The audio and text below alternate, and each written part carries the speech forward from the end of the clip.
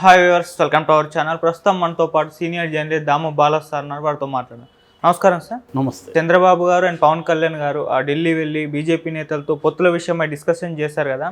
అదేవిధంగా మన జగన్మోహన్ రెడ్డి గారు కూడా ప్రధాని గారితో మరి మీటింగ్ ఏర్పాటు చేసుకున్నారు. అయితే జగన్ గారు అక్కడ చక్రం తిప్పి వీళ్ళతో పొత్తులను ఏర్పాటు చేసుకోకుండా బీజేపీని ఆపారు అన్న వార్తలు అయితే వినిపిస్తున్నాయి సార్. మరి దీంట్లో నిజమెంత ఉంది? మరి అలాగే జగన్మోహన్ రెడ్డి గారు ఎన్డీఏ కూటమిలో జాయిన్ అయిపోతున్నారన్న వార్తలు కూడా వినిపిస్తున్నాయి. అసలు జగన్మోహన్ రెడ్డి గారు అక్కడ ఏం మీటింగ్ ఏర్పాటు చేసుకున్నారు? అక్కడ ఏం న్యూస్ చర్చించారు సార్? మామూలుగా జగన్ నిజానికి ఒక వారం ముందే వెళ్తాడనేది ఫస్ట్లో చెప్పింది.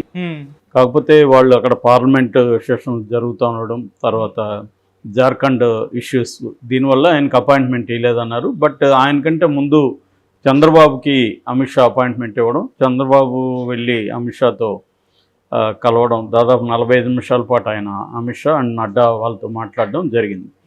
దాని తర్వాత ఆయన సైలెంట్గా వచ్చేశారు, మీడియాతో ఏం మాట్లాడలేదు. అక్కడే ఢిల్లీలోనే మళ్ళీ మరుసటి రోజు కూడా ఉండి ఆయన వేరే వాళ్ళని, ఎంపీలు కావచ్చు, ఇలాంటి వాళ్ళని కలిసి మళ్ళీ బయలుదేరినట్టుగా తెలుస్తుంది. అయితే ఆయన ఇంకా ఇక్కడికి రాకముందే జగన్కి పిలుపు వచ్చింది. ఈసారి జగన్ వెళ్ళినప్పుడు ఎప్పుడూ లేనంతగా దాదాపు 1.5 అవర్ టైం స్పెండ్ చేసినట్టు తెలుస్తుంది. ముఖ్యంగా ఫస్ట్ మీటింగు మురళీధరన్ అంటే ఆంధ్రప్రదేశ్కి ఆయన ఇన్ఛార్జి. దాని తర్వాత నడ్డా, అమిత్ షా, మోడీ, వీళ్ళతో మొత్తం 3 దఫాలుగా కంప్లీట్గా, అంటే ఒక మీటింగ్లో మురళీధర్ వీళ్ళు ఉంటారు, ఇంకొక మీటింగ్లో అమిత్ షా మోడీ మాత్రమే ఉంటారు, లాస్ట్ మీటింగ్లో మోడీ అండ్ జగన్ వీళ్ళిద్దరే ఉన్నది. సో 1.5 అవర్ వరకు జరిగిందని చెప్తున్నారు. సో 1.5 అవర్ జరగాల్సిన ఇదేముంది అన్నప్పుడు రకరకాల ఊహాగానాలు, ముఖ్యంగా తెలుగుదేశం మీడియా ఒక నెరేటివ్ని తీసుకొచ్చింది. ఆ నెరేటివ్ ఏంటంటే జగన్ ఈ పొత్తులని ఆపడానికి ప్రధానంగా వెళ్ళాడు. ఆంధ్రజ్యోతిలో అయితే జగన్ ఢిల్లీలో వాలిపోయాడు అని టైటిల్ పెట్టారు. వాలిపోయాడని ఒక సీఎం ఢిల్లీలో మీటింగ్లకు వెళ్ళినప్పుడు వాలిపోయాడని ఎప్పుడు పెడతారు అంటే ఈ పొత్తులను ఆపడానికే వెళ్ళాడు అని. నిజానికి వాళ్ళు అపాయింట్మెంట్ ఇకపోతే ఈయన ఢిల్లీలో వాలితే లాభమే ఉంటుంది. వాళ్ళు పిలిచారు కదా, 1.5 అవర్ కూర్చున్నారు కదా, అంటే వాళ్ళకి ఇంట్రెస్ట్ ఉందనే కదా అర్థం. సో ఏదేమైనా దీని నుంచి రకరకాల పుకార్లు వచ్చాయి. ఒకటి తెలుగుదేశం మీడియా చెప్పే నెరేటివ్ అంటే జగన్ వెళ్ళి పొత్తులు ఆపేయండి, వాళ్ళతో పొత్తులకు వెళ్ళకండి, నేను మీకు అన్నీ చూసుకున్నాను కదా ఇన్ని రోజులు, ఈసారి కూడా నేను చూసుకుంటాను, మాకు రాజ్యసభలో 11 మంది ఉన్నారు, సో కంప్లీట్గా నేను మీకేం కావాలో చెప్తే అది నేను చూసుకుంటాను, పొత్తులకి వెళ్ళాల్సిన అవసరం లేదు అనేది జగన్ వాళ్ళకి చెప్పాడనేది ఒకటే.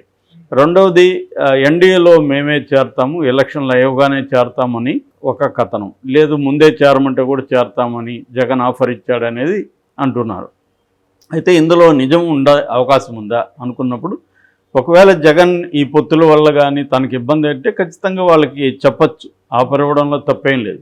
ఎందుకంటే వాళ్ళతో మీరు ఏ కారణం చేత పొత్తు పెట్టుకుంటున్నారు, అదేదో నాతో మీరు ఆల్రెడీ ఉన్నారు, నేను మీతో ఉన్నాను, ఇంకా మీకు అవసరం ఉంది అక్కడ పొత్తు పెట్టుకోవాల్సిన అవసరం ఉంది, సో మీకు ఎక్కడెక్కడ ఏమేమి కావాలో చెప్తే నేనే చేస్తాను అని ఆఫర్ ఇవ్వడంలో తప్పేం లేదు. జగన్ కానీ ఈ పొత్తుల వల్ల జగన్కి నష్టం అనుకుంటే, నిజానికి ఈ పొత్తు వల్ల తెలుగుదేశానికే నష్టమని తెలుగుదేశంలో నుంచే ఒక వర్గం భావిస్తూ ఉంది. మరి ఒకవేళ తెలుగుదేశానికి నష్టమయ్యేది నిజమైనప్పుడు జగన్ ఎందుకు దాన్ని ఆపుతాడు? ఇంకా జగన్ కూడా ఎగదోస్తాడు కదా, పెట్టుకోండి అని, పెట్టుకుంటే అతనికి లాభం అనుకుంటే. ఎందుకంటే ఎందుకు తెలుగుదేశానికి నష్టం అంటే ప్రధానంగా ఒక కారణం వచ్చి ఈ మైనార్టీలు దూరం అవుతారనేది ఒక ప్రధానమైన కారణం. ముఖ్యంగా రాయలసీమ, నెల్లూరు జిల్లాల్లో దాదాపు 10% పైన గణనీయంగా మైనార్టీస్ ఉన్నారు. అనేక నియోజకవర్గాల్లో వాళ్ళు కీలక పాత్ర పోషించే అవకాశం ఉంది. కాబట్టి వాళ్ళందరూ దూరం అవుతారనేది తెలుగుదేశంలో ఉండే భయం. రెండోది మోడీ ప్రభుత్వం, అంటే బీజేపీకి నోటా కంటే ఎక్కువ ఏమి రాలేదు లాస్ట్ ఈసారి పెరుగుండే అవకాశం కూడా ఏమీ లేదు. కాబట్టి ఆ ఓటు షేర్ కూడా కష్టమే అవుతుంది. సో దానివల్ల తెలుగుదేశానికి ఉపయోగం లేదు. పైగా బీజేపీ ఎక్కువ సీట్లు ఖచ్చితంగా అడుగుతుంది, ఎందుకంటే అవసరం ఎవరిది, తెలుగుదేశం, దాన్ని తెలుగుదేశం ఫీల్ ఉన్నప్పుడు బీజేపీ ఎక్కువ సీట్లు అడిగే అవకాశం ఉంది, అడిగిందని కూడా అంటున్నారు. దాదాపు 8 లోక్సభ 25 పార్లమెంటు ఎమ్మెల్యే సీట్లు అడిగిందని వాళ్ళు చెప్తున్నారు. సో ఈ కాంటెక్స్లో అంత ఇవ్వడం, అది కూడా తెలుగుదేశంకి బలమైన నియోజకవర్గాలనే డిమాండ్ చేస్తుందని అడుగుతున్నారు. అంటే తెలుగుదేశాన్ని బలహీనపరిచే ఒక టాక్టిక్స్ బీజేపీ పాటిస్తుందా అనేది ఒక డౌట్ ఉంది. అందువల్ల తెలుగుదేశం వర్గాల్లోనే ఎక్కువ మంది బీజేపీతో పొత్తును వ్యతిరేకిస్తున్నప్పుడు, తెలుగుదేశానికి నష్టమని భావించినప్పుడు జగన్ ఎందుకు పొత్తులు ఆపుతాడనేది ఒక మెయిన్ పాయింట్. అంటే వీళ్ళు పొత్తులు కుదరకపోవడం వల్ల జగన్ మీద నెపం వేద్దామని ఏమన్నా ట్రై చేస్తున్నారా అనేది ఒక ప్రశ్న. రెండో ప్రశ్న, నిజంగానే పొత్తుల వల్ల అసలు చంద్రబాబు ఎందుకు పొత్తులు వెళ్తున్నాడు, దాంట్లో ఉన్న లాజిక్ ఏంటి అనేది అర్థమైతే మనకి జగన్ ఎందుకు ఆపుతాడు అనేది అర్థమవుతుంది. చంద్రబాబు ఎందుకు వెళ్తున్నాడంటే జగన్ని డీల్ చేయడానికి కేంద్రం సపోర్ట్ కావాలి. ఎందుకంటే పోల్ మేనేజ్మెంట్లో చంద్రబాబు బలహీనంగా ఉన్నాడని ఆయన నమ్ముతున్నాడు. ఎందుకంటే అధికారం అంతా జగన్ చేతిలో ఉంది. జగన్ ఆల్రెడీ వాలంటీర్ వ్యవస్థని క్రియేట్ చేసి పెట్టుకున్నాడు. సో బూత్ స్థాయిలో జగన్ని బలాన్ని అరాచకాలని డీల్ చేయాలనుకుంటే మన కేంద్ర సపోర్ట్ ఉండాలి. అట్లాగే రేపొద్దున మనీ ఒక దగ్గర నుంచి ఇంకొక దగ్గరికి వెళ్ళాలి. దాన్ని కేంద్ర ప్రభుత్వం జగన్తో ఉంటే జగన్ ఆ మనీ ఫ్లోని ఆపేస్తాడు. నిన్న కూడా నారాయణ విద్యాలయాల మీద కూడా దాడులు జరిగాయి. అది ఏదో మెడికల్ అండ్ డ్రగ్ డిపార్ట్మెంట్ పేరుకి వెళ్ళింది, కానీ వాళ్ళతో పాటు పోలీసులు వెళ్ళి ప్రధానంగా డబ్బులు ఏమన్నా దాచిపెట్టాడా మెడికల్ కాలేజీలో అనే దానికే చెక్ చేశారని చెప్తున్నారు. ఇలాగ తెలుగుదేశానికి ఫండ్ సోర్సెస్ని కట్ చేయడం, ఫండ్ ఫ్లోని ఆపేయడం, ఇవన్నీ కూడా జరుగుతుందని చంద్రబాబుకు ఉండే అండర్స్టాండింగ్. అది వాస్తవమే, ఆయన ఆలోచిస్తున్నది కరెక్టే. కానీ అట్ వాట్ కాస్ట్, ఎంత మూల్యానికి అని. సో ఇది జగన్కి కూడా ఇబ్బందే కదా. ఒకవేళ జగన్కి యాంటీగా బీజేపీ కానీ తెలుగుదేశంతో కలిస్తే రివర్స్ అయ్యే అవకాశం ఉంది, టేబుల్స్ రివర్స్ అవుతాయి. అప్పుడు జగన్కి ఫండ్ మేనేజ్మెంట్ కష్టమవుతుంది, జగన్ సోర్సెస్ మీద ఐటీ దాడులు జరిగే అవకాశం ఉంది. ఇవన్నీ ఉంటాయి కాబట్టి జగన్ పోయి అడిగే అవకాశం ఉంటుంది ఈ యాంగిల్లో నుంచి. సో అయితే ఇది ఒకవైపు. రెండో వైపు, జగన్ అడిగినంత మాత్రాన వాళ్ళెందుకు జగన్ వైపు కన్సిడర్ చేయాలి? వాళ్ళు తెలుగుదేశంతో పొత్తులు పెట్టుకోవాలని వాళ్ళు అనుకున్నప్పుడు, రెండోది అమిత్ షానే చంద్రబాబుని పిలిపించాడు, వాళ్ళ పిలుపు మేరకే వెళ్ళారు అనేది కూడా ఒక కథనం. అలాంటప్పుడు జగన్ వచ్చి ఆపేస్తే ఎందుకు ఆగిపోతారు? వాళ్ళకి ఒక విజన్ అయితే ఉంటుంది కదా, ఆంధ్రప్రదేశ్లో ఎలా మన పార్టీ బలపడాలంటే ఏం చేయాలి. ప్రతి పార్టీకి కూడా 2 రకాల కర్తవ్యాలు ఉంటాయి. ఒకటి ఇమీడియట్గా కర్తవ్యం, రెండోది లాంగ్ టర్మ్ కర్తవ్యం.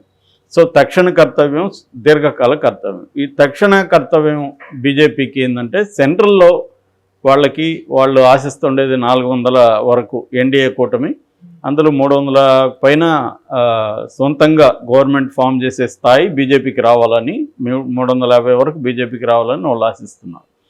ఆశించేటప్పుడు ఇక్కడ ఏమన్నా కొన్నన్నా తెలుగుదేశంతో కలిస్తే వాళ్ళకు ఒక 5-6 సీట్లు వాళ్ళు బీజేపీ సొంతంగా తెచ్చుకోగలిగితే అది ఖచ్చితంగా వాళ్ళకి అడ్వాంటేజ్.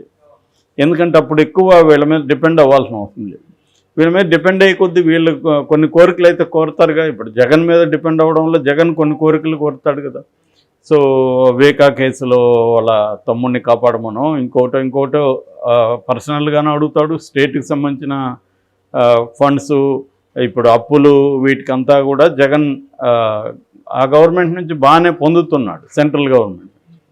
సో అందుకని మనమే ఇండిపెండెంట్గా మనకి అబ్సల్యూట్ బలం ఉంటే ఉపయోగం కదా అనేది వాళ్ళు అనుకోవడంలో తప్పులేదు. ఏదేమైనా జగన్ చక్రం తిప్పేంత స్థాయి జగన్కు ఉందా అనేది ఫస్ట్ డౌటు. ఎందుకంటే బీజేపీ వాళ్ళే అమాయకులు కాదు ఇతను చక్రం తిప్పితే పడిపోవడానికి. కాబట్టి ఇక్కడ ఏంటంటే బీజేపీకి ఆంధ్రప్రదేశ్లో ఒక పాలసీ అనేది ఉంటుంది. ఆ పాలసీకి అనుగుణంగా వాళ్ళు ఏం చేయదలుచుకున్నారంటే, ఇటు జగన్తోనూ ఇటు చంద్రబాబుతోనూ ఈక్వి డిస్టెన్స్ అంటాం, సమదూరం పాటించాలనేది వాళ్ళ ఇదిగా కనబడుతుంది. అంటే ఒకవేళ చంద్రబాబుతో పొత్తు పెట్టుకున్నా దాన్నంతా కూడా జగన్కి ఎక్స్ప్లెయిన్ చేసి జగన్తో కూడా వాళ్ళు లోపాయికారిగా కంటిన్యూ చేస్తారు. అంటే జగన్ కూడా రేపొద్దున ఐటీ దాళ్ళు ఇంకోటి ఇబ్బంది పెట్టకపోవచ్చు. ఎందుకంటే వాళ్ళకి జగన్ అవసరం కూడా రాజ్యసభలో ఉంది. ఎందుకంటే రాజ్యసభలో తెలుగుదేశానికి 0 అయిపోయింది. ఇప్పుడు ఎన్నికల్లో కూడా పార్టిసిపేట్ చేయట్లేదు. ఆ రకంగా బీజేపీ స్ట్రాటజీని పట్టే ఇక్కడ బీజేపీ పొత్తులలోకి వెళ్ళాలా లేదా అనేది బీజేపీ డిసైడ్ చేసుకుంటుంది. ఆ రకంగా జగన్ స్టాండ్ ఏంటో కూడా తెలుసుకోవడానికి పిలిపించి ఉండొచ్చు. జగన్ కూడా తన స్టాండ్ ఏంటని చెప్పుండొచ్చు.